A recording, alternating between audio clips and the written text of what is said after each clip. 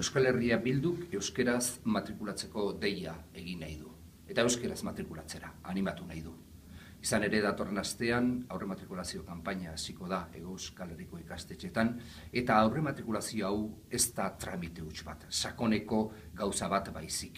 Izan ere, orain arte ditugun Hego Euskal Herriko gobernuek ez dira ezer egiten ari euskalduntze bidea jorratzeko.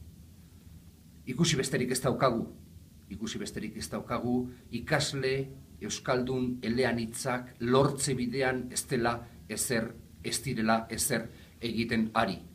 Are gehiago, azken asteotan ikusi dugu euskararen D ereduko irakasleen eta euskal hezkuntza sistemaren kontrako eraso larria jasaten ari garela. Guardia Zibilek egindako txosten batetan oinarritzen da hori, eta azken finean honek duen helburu bakarra da D ereduko irakasleak kriminalizatzea. Beraz, lehen esan bezala, Euskal Herria Bilduk euskeraz matrikulatzearen alde deitu nahi dizu. Euskeraz matrikulatzeak esan nahi du euskaldun